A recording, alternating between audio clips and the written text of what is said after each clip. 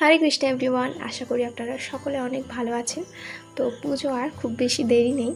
বেশ কয়েকদিন সেরকমভাবে কোনো ভিডিও আমি আপলোড করিনি। তো কয়েকদিন বেশ ঘোরাঘুরির মধ্যেই দিন কাটছিল, কিন্তু কি আর করা যাবে, সামনে পুজোর অর্ডার অনেকগুলোই রয়েছে, তাই পুজোর অর্ডারের কাজগুলো তো শুরু করতেই হবে। তো ফার্স্ট আমি এই শাড়িটা দিয়ে শুরু করলাম। এইটা হচ্ছে লিনেন কটন শাড়ির ওপরে করা হ্যান্ড পেন্ট। তো এখানে আমি পুরোটাতেই কলকা ডিজাইন করেছি। আর ফার্স্টে ভেবেছিলাম যে পিঙ্ক কালার দিয়ে করব, কিন্তু পিঙ্ক কালারটা এর ওপরে আমি ঠিকঠাক নিয়ে আসতে পারছিলাম না। তো যাই হোক, শেষে রেড কালার দিয়ে কলকাটা করেছি। নিচের পাড় বরাবর আমি পুরোটাতেই রেড কালার করেছি। তারপরে মাথায় আসে যে এর সাথে যদি ডিপ গ্রিন কালারটা অ্যাড করা যায় খুব একটা খারাপ হবে না। তো সেটা একটু দিয়েও দেখলাম যে খারাপ লাগছে না। তো এটা আপনাদেরকে আঁচলের পোর্শনটা আমি দেখাচ্ছি। আর যেহেতু পুরো শাড়িটাতেই সেম ডিজাইন করেছি, তাই আর আমি রিপিট করছি না। আঁচলের এটা একদম শেষ প্রান্তে এই ডিজাইনটা করছি। এর ওপর কয়েকটা লাইন দিয়ে ডিজাইনগুলো করেছি। আপনারা পুরো ডিজাইনটা যখন আমি আপনাদের সাথে শেয়ার করব, তখন আপনারা নিশ্চয়ই বুঝতে পারবেন।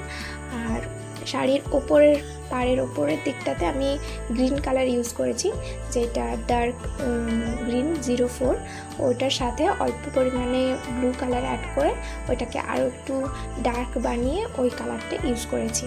তো আমার খুব একটা কম্বিনেশনটা খুব একটা খারাপ মনে হয়নি। তো আপনাদের কেমন লেগেছে কালার কম্বিনেশন দুটো, রেড এবং এই গ্রিনের যে কম্বিনেশন, আপনারা সেটা অবশ্যই আমাকে জানাবেন। আর পাড়ের দিকে আমি এক্সট্রা করে রেড কালার অ্যাড করেছি, যেটার জন্যে শাড়ির ডিজাইন মানে শাড়ির যে কালার কম্বিনেশনটা সেটা আরও অনেকটা ব্রাইট হয়েছে। তো আপনারা পুরো ডিজাইনটা দেখুন এবং আমাকে অবশ্যই কমেন্ট করে জানাবেন যে এই ডিজাইনটা কেমন হয়েছে।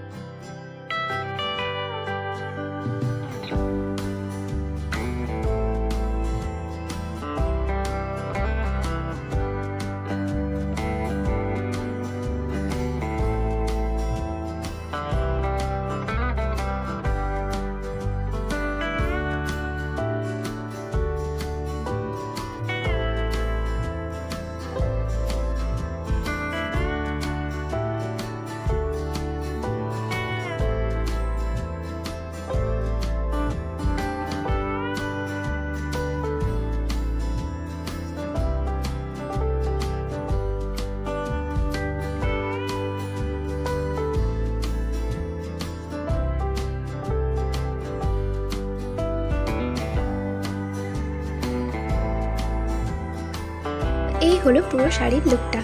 আর আশা করি ডিজাইনটা আপনারা বুঝতে পেরেছেন। আমি খুব বেশি রিপিট করিনি, 2-3টে কলকাই দেখিয়েছিলাম। আর কেমন হয়েছে অবশ্যই কিন্তু কমেন্ট করে জানাবেন। দেখা হচ্ছে নেক্সট ভিডিওতে। Till then please stay connected with Manisha's creative world. Hare Krishna.